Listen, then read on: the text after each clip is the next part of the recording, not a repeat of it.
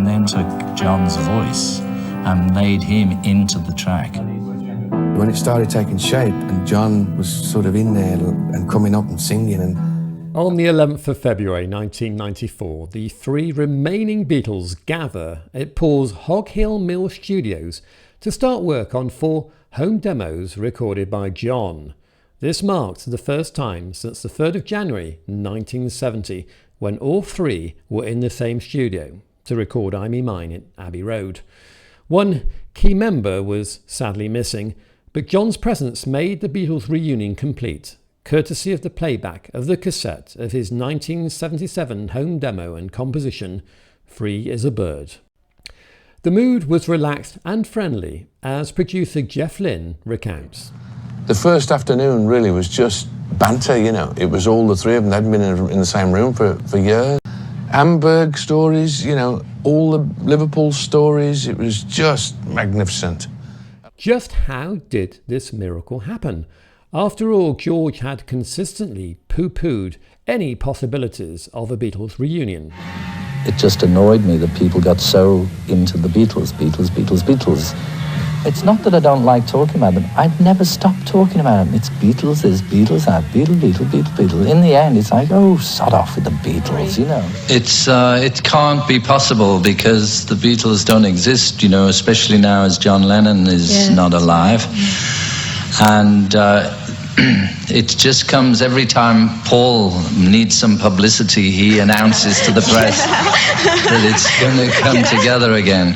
But we've all gone through problems with businesses and different things, but they've all slowly been getting solved. And we're right on the point now, I think, the best time we've ever been at in order to get all our past problems solved.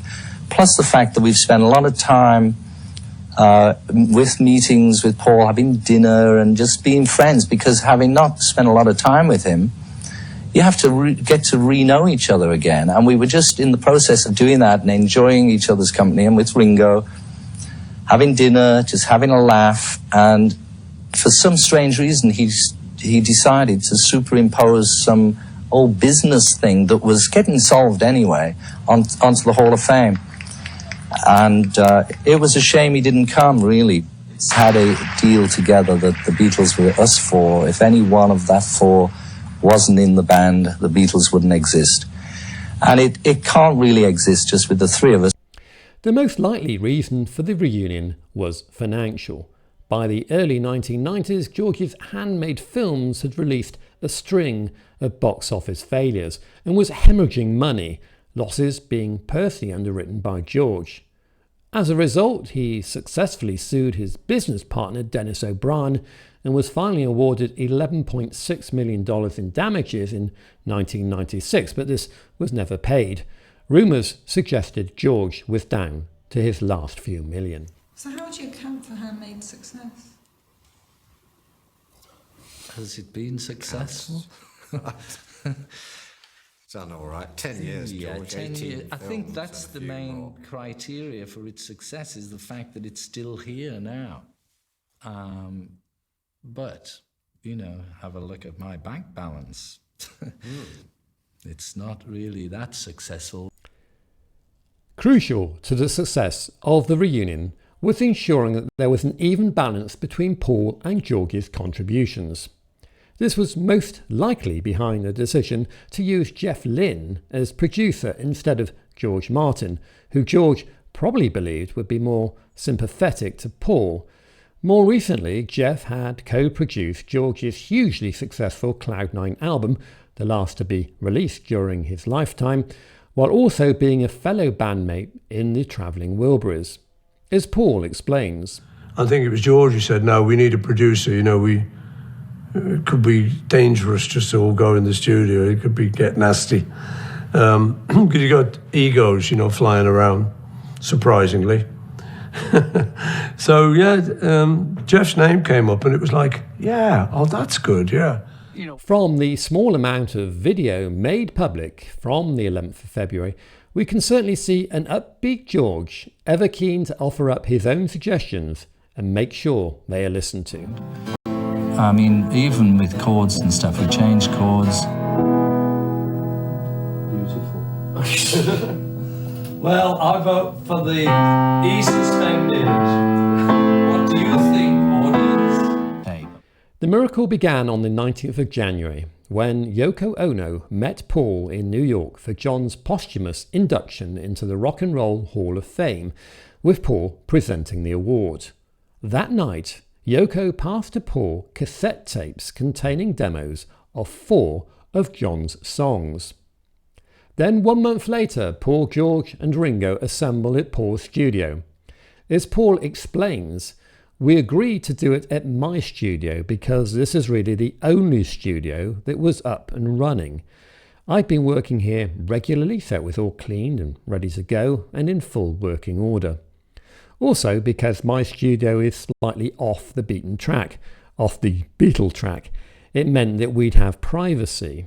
And the press were doing a lot of talk at the time. It'll be in Abbey Road, and we figured they'd be watching places like that.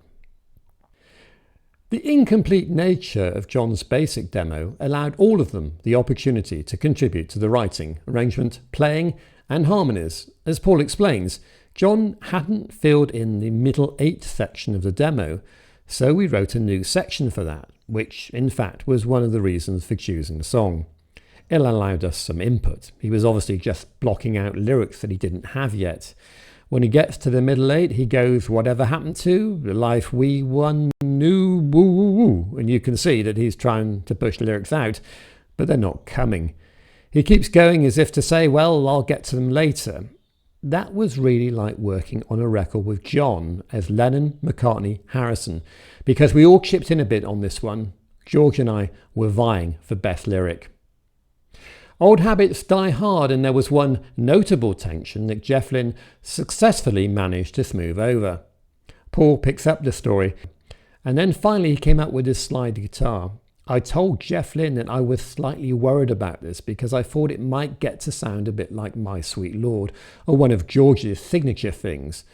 I felt that the song shouldn't be pulled in any way. It should stay very Beatles. It shouldn't get to sound like me solo or George solo or Ringo for that matter. It should sound like a Beatles song. So the suggestion was made that George might play a very simple bluesy lick rather than get too melodic. And he did. What he played was almost like a Muddy Waters riff. And that really sealed the project. I still think that George played an absolute blinder. George's ukulele is the last instrument on the recording, which can be heard on the strummed outro. The final words are left to John with a backward recording of "Turned Out Nice Again," which was the catchphrase of the popular British entertainer and ukulele player George Formby. Turned out nice again.